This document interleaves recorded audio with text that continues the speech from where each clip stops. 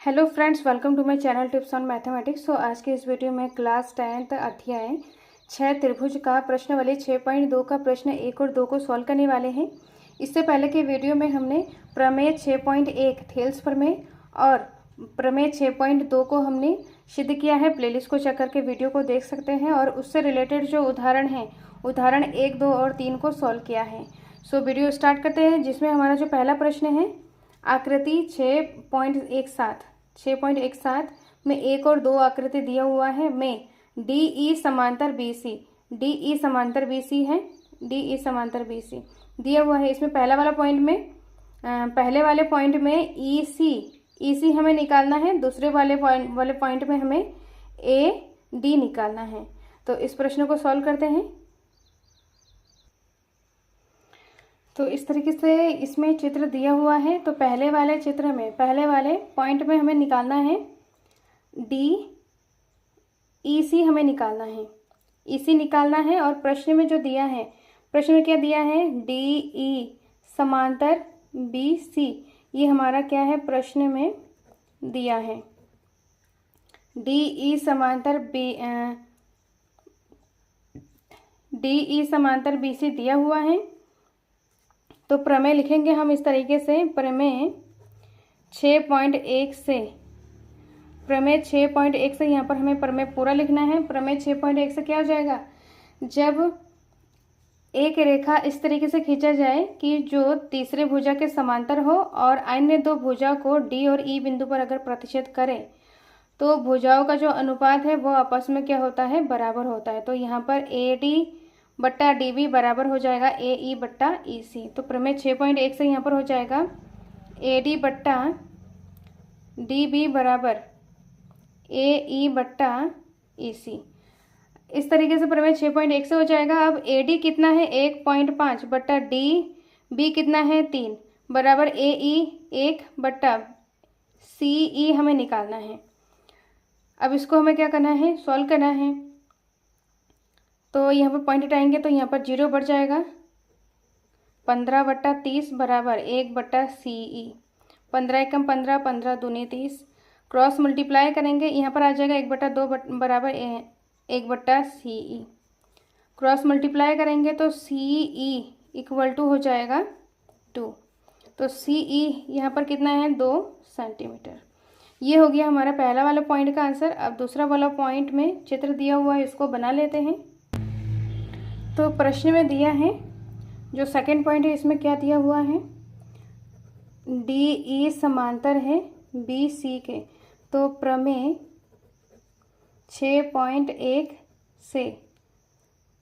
6.1 से क्या हो जाएगा, भुजाओं का अनुपात आपस में बराबर हो जाएगा। तो ए डी बट्टा डी बी बराबर हो जाएगा ए ई बट्टा ई सी।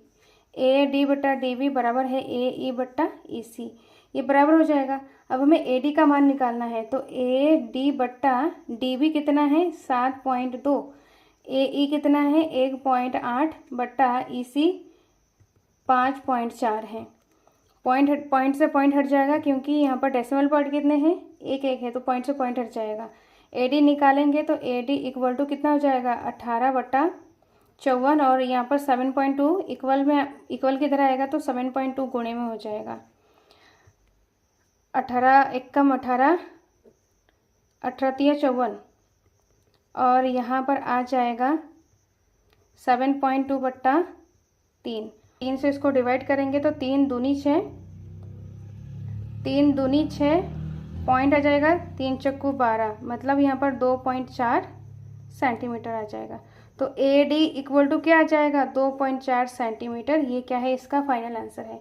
तो पहले प्रश्न का हमने दोनों पॉइंट को सॉल्व कर लिया है। अब प्रश्न नंबर 2 को करते हैं।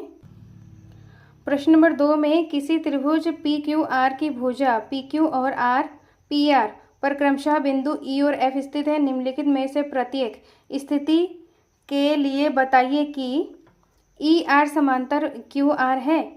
और इसमें पहला, दूसरा और तीसरा पॉइंट दिया हुआ है, यहाँ पर वैल्यूज़ दिया हुआ है। अब हमें बताना है कि ई एफ समांतर क्यू आर है। तो इसको सॉल्व करते हैं।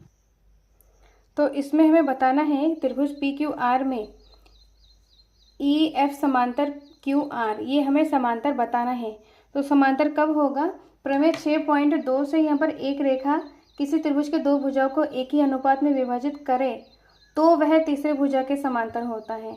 तो यहाँ पर हो जाएगा ये एक रेखा यहाँ पर ई और एफ है जो दो भुजाओं को एक ही अनुपात में विभाजित करता है। तो यहाँ पर लिखेंगे हम प्रमेय 6.2 से, प्रमेय 6.2 यहाँ पर पूरा लिखना है। तो प्रमेय 6.2 से यहाँ पर क्या हो जाएगा? पी ई बट्टा ई क्यू बराबर हो जाएगा पी एफ बट्टा एफ आर। प्रमेय 6.2 से भुजाओं का अनुपात आपस में बराबर हो जाएगा। अगर भुजाओं का अनुपात आपस में, यहाँ पर एक रेखा किसी त्रिभुज के दो भुजाओं को एक ही अनुपात में अगर विभाजित कर रहा है तो वह क्या हो जाएगा? तीसरे भुजा के समांतर होता है। ये प्रमेय 6.2 के अनुसार यहाँ पर सारे प्रश्नों को हमें सॉल्व करना है। अब इनके भुजाओं का जो अनुपात है उसमें वैल्यूज़ को रखेंगे। पी ई यहाँ पर 3.9 बट्टा ई क्यू यहाँ पर 3 है, पी एफ है 3.6 और यहाँ पर एफ आर है 2.4 है। अब इसको 3 एकम 3, 3 तिया 9, 1.3 आ गया है और इधर इसको सॉल्व किया जाएगा तो पॉइंट से पॉइंट हट जाएगा, आ जाएगा यहाँ पर 36/24। 1.3 है और यहाँ पर 12 कम 12, 12 दूनी 24, 12 तिया 36, मतलब 3/2 आ रहा है। तो ये हमारा आपस में इक्वल नहीं है। इसको यहाँ पर अगर डिवाइड भी किया जाए,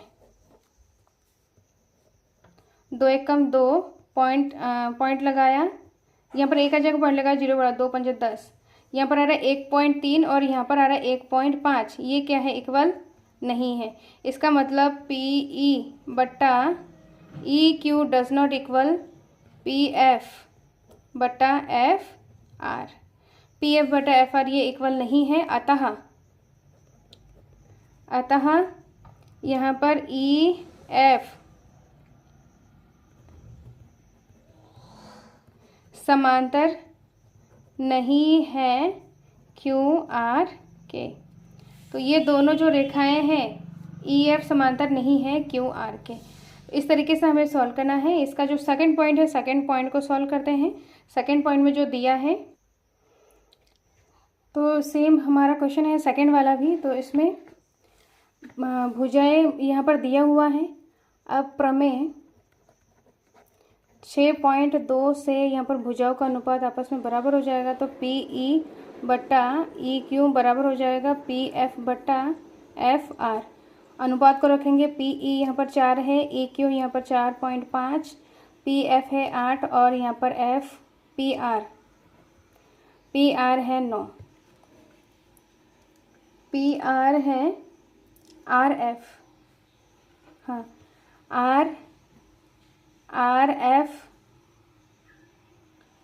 एफ है 9। अब इसको क्या करना है? सोल्व करना है। तो यहाँ पर हो जाएगा, पॉइंट हटाया तो यहाँ पर 0 बढ़ जाएगा, तो 40/45 और यहाँ पर 8/9 है। इसको जब हम डिवाइड करेंगे तो 5 8 40, 5 9 45 हो जाएगा और यहाँ पर क्या है? 8/9 है। दोनों क्या है? इक्वल हैं। दोनों इक्वल हैं, इसका मतलब क्या हो जाएगा?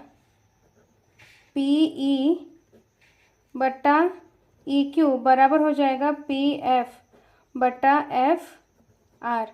जब ये इक्वल है तो जो अनुपात है वो हमारा बराबर हो जाएगा। इसका मतलब जब अनुपात बराबर हो जाएगा तो ई एफ समांतर है क्यू आर के। तो ये समांतर हो जाएगा। तो इस तरीके से हमने सेकंड पॉइंट को कर लिया है। अब थर्ड पॉइंट में जो दिया है उसको लिखते हैं। तीसरे वाले पॉइंट में यहाँ पर अनुपात भुजाओं का जो भुजाएं दिया हुआ है, तो प्रमेय 6.2 से यहाँ पर हो जाएगा पी ई बट्टा ई क्यू बराबर हो जाएगा पी एफ बटा एफ आर। तो पी ई कितना है हमारे पास? पी ई है 0.18, ई क्यू यहाँ पर ई पी इसमें दिया हुआ है, पी क्यू दिया हुआ है, मतलब पूरा पी क्यू दिया हुआ है कितना? 1.28 और ई क्यू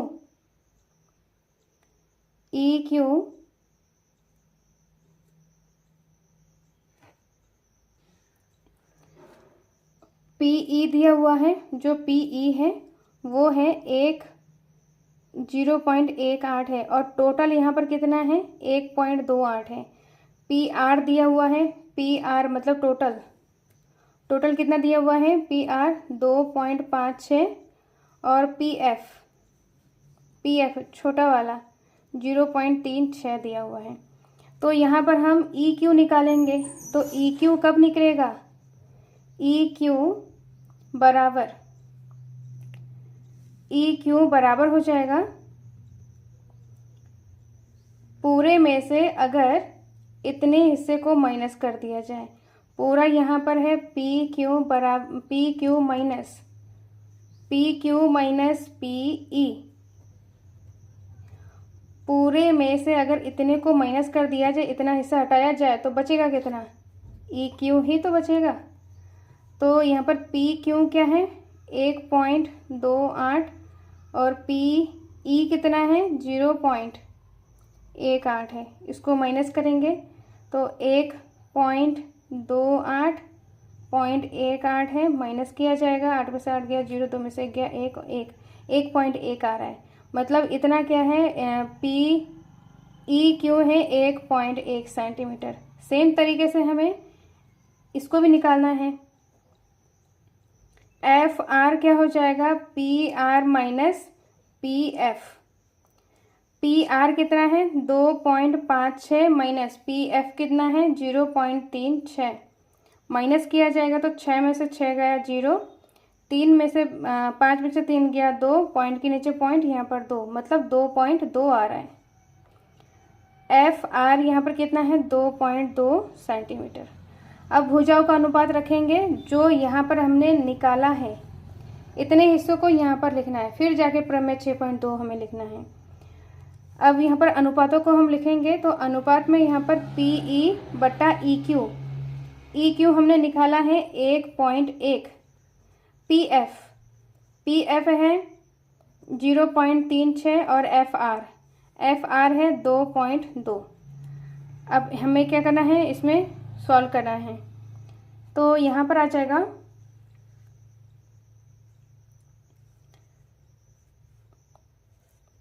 पॉइंट हटाएंगे तो यहाँ पर आ जाएगा, 2 संख्या है तो यहाँ पर 0 बढ़ जाएगा 1, फिर जाके यहाँ पर पॉइंट हट जाएगा तो यहाँ पर 11/110 आ जाएगा। और इसमें भी जब पॉइंट हटेगा कब, जब यहाँ पर 1 0 बढ़ेगा, 2 संख्या होगा तब पॉइंट हट जाएगा। तो यहाँ पर आ जाएगा 36/220।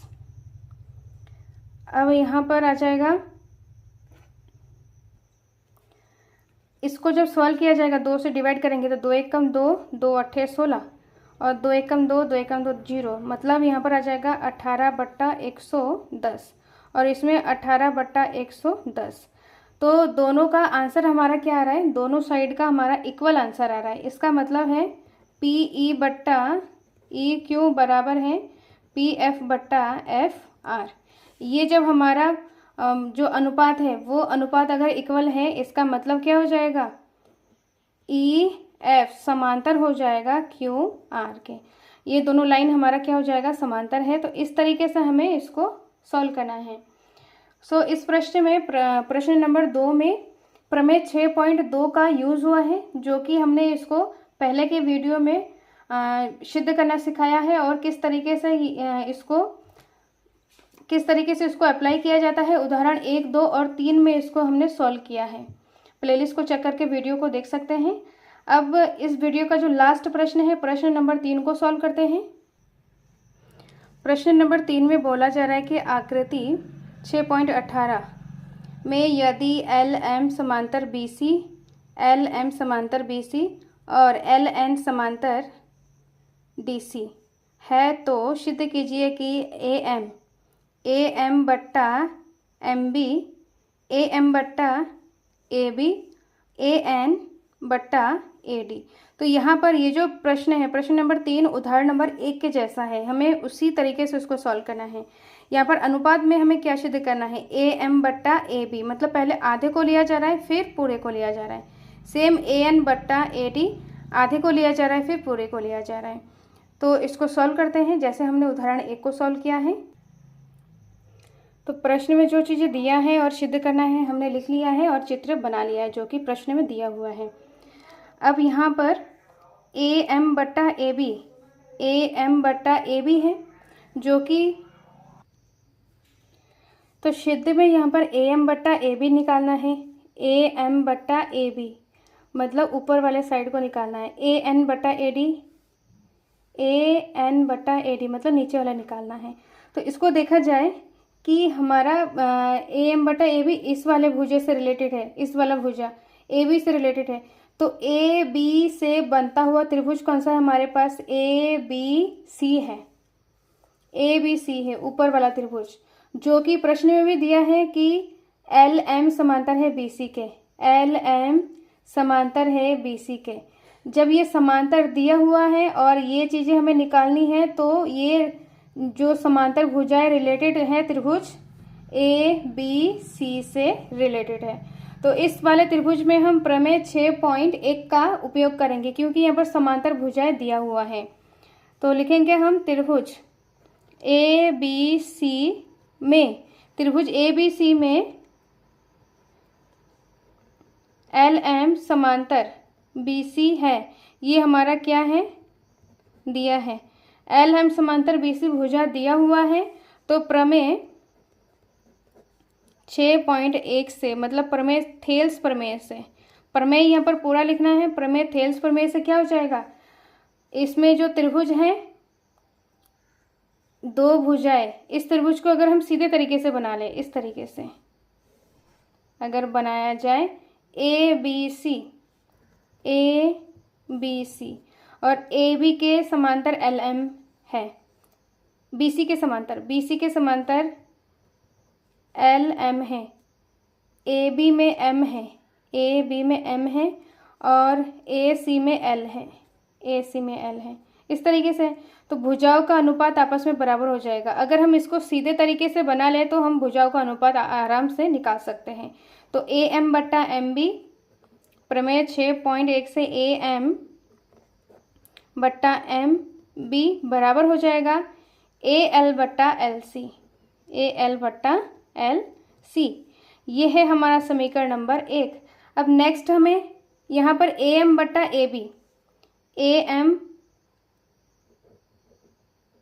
एम बट्टा ए बी हमें निकालना है, मतलब ए एम तो हमें मिल गया है यहाँ से समीकरण 1 से। अब नीचे वाले त्रिभुज से हम नीचे वाले त्रिभुज में भी हम प्रमेय 6.1 लगाएंगे। तो यहाँ पर लिखेंगे त्रिभुज, ये हमारा रफ पार्ट है, जो ये त्रिभुज बनाया है ये हमारा रफ पार्ट है, समझाने के लिए किया है। अब त्रिभुज नीचे वाले में ए सी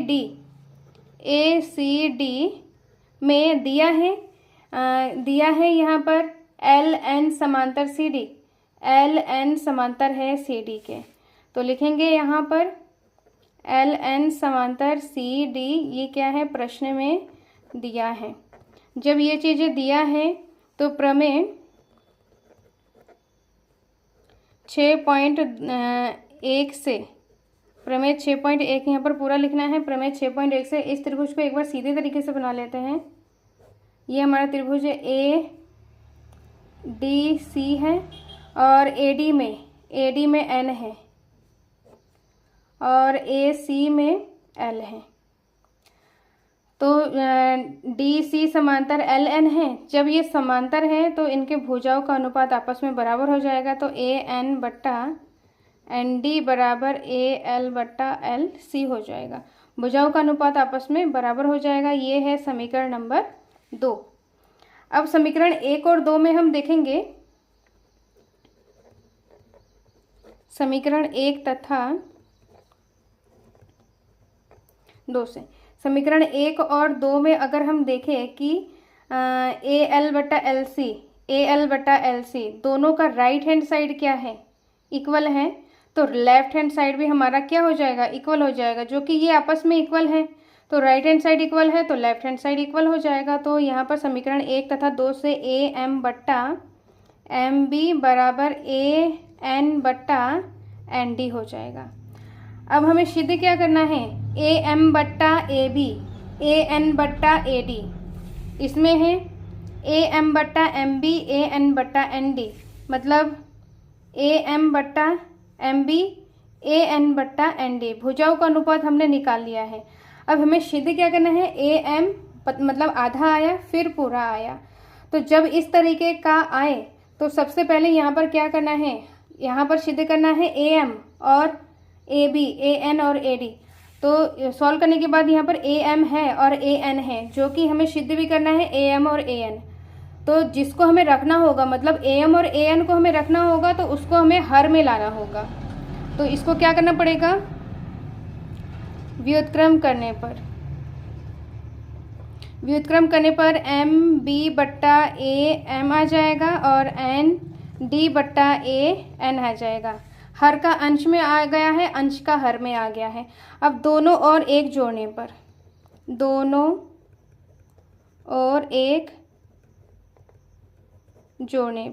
अब दोनों और एक जोड़ेंगे, MB बट्टा AM plus 1 equal to ND बट्टा AN प्लस 1। अब हमने दोनों तरफ क्या कर लिया है, एक जोड़ लिया है। एक जोड़ने के बाद यहाँ पर आ जाएगा, जब इसको सॉल्व किया जाएगा MB प्लस AM एक से गुणा हो जाएगा, तो AM बट्टा AM LCM में आ जाएगा, इक्वल टू LCM में AN आ जाएगा, ND और ये एक के साथ गुणा होकर AN आ जाएगा। इस तरीके से आ गया है। अब हम चित्र में देखेंगे एक बार, तो चित्र में MB plus AM, MB plus AM, MB plus AM पूरा AB के इक्वल है, तो इसके जगह पे AB अपॉन AM आ जाएगा। अब इसमें देखेंगे कि ND plus AN, ND plus AN AD है, AD बट्टा AN। तो यहाँ पर चित्र के अनुसार हमने इस तरीके से लिख लिया है। अब हमें दोबारा से क्या करना है, व्युत्क्रम करना है, क्योंकि AM ऊपर है। फिर लिखेंगे व्युत्क्रम करने पर AM बट्टा AB इक्वल टू AN बट्टा AD आ जाएगा। AM ऊपर आ जाएगा, AB नीचे आ जाएगा, AN ऊपर आ जाएगा, AD नीचे आ जाएगा। तो इस तरीके से यहाँ पर जो हमें सिद्ध करना है हमें प्राप्त हो गया है। तो ये क्या हो जाएगा, हमारा फाइनल आंसर हो जाएगा। तो इस तरीके से हमें सारे क्वेश्चंस को करना है। जब इस प्रश्न में, किसी भी प्रश्न में अगर हमें इस तरीके का सॉल्व करना है कि इसमें जो भुजाओं का अनुपात पहले आधे को लिया जाएगा, फिर पूरा, फिर आधे, फिर पूरा, अगर इस तरीके से अनुपात में आए तो सब। और यहाँ पर दिया हुआ अगर है कि जो त्रिभुज है, त्रिभुज के तीसरे भुजा और यहाँ पर जैसे कि M और L ये आपस में समांतर है, ये तीसरा भुजा और LN आपस में समांतर है, तो डेफिनेटली उसमें हमें प्रमेय 6.1 लगाना है। जब समांतर है तो उनकी भुजाओं का अनुपात आपस में बराबर हो जाएगा। जब भुजाओं का अनुपात आपस में बराबर हो जाएगा तो समीकरण 1 और 2 से हमने यहाँ तक पहुँच गए हैं। अब यहाँ तक पहुँच गए हैं, अब हमें क्या करना है, सिद्ध क्या करना है, AM बट्टा AN, AM और AN हमें लाना है, जो कि इसमें है। तो जिसको हमें रखना है, मतलब AM और AN को हमें रखना है, इसको चेंज नहीं करना है, तो उसको हर में लाना पड़ेगा। तो इसके लिए हम व्युत्क्रम करेंगे, तो AM और AN नीचे आ गया, फिर एक को जोड़ेंगे। ये स्टेप है इसका करने का। इस तरीके का क्वेश्चन हमें इसी स्टेप में करने होते हैं। तो इसमें एक जोड़ेंगे, सॉल्व करेंगे, तो इस तरीके से आ जाएगा। फिर हम चित्र में देखेंगे कि ये कौन सा भुजा बन रहा है। फिर दोबारा से हमें व्युत्क्रम करेंगे, क्योंकि हमने पहले व्युत्क्रम किया है। दोबारा से यहाँ पर व्युत्क्रम करेंगे, जो हमें प्रूव करना था वो हमें मिल जाएगा। तो ये इसका फाइनल आंसर हो जाएगा। तो इस तरीके से हम सारे क्वेश्चंस को करेंगे। नेक्स्ट वीडियो में हम प्रश्न 4 से लेकर आगे के क्वेश्चंस को सॉल्व करेंगे। इस वीडियो को ज़्यादा से ज़्यादा शेयर करें। अगर आपको वीडियो अच्छा लगे तो वीडियो को लाइक करें, अच्छा ना लगे तो डिसलाइक करें। टिप्स ऑन मैथमेटिक्स के साथ बने रहे। वीडियो को ज़्यादा से ज़्यादा लाइक, शेयर और सब्सक्राइब करें। सो मिलते हैं नेक्स्ट वीडियो में। Thank you so much.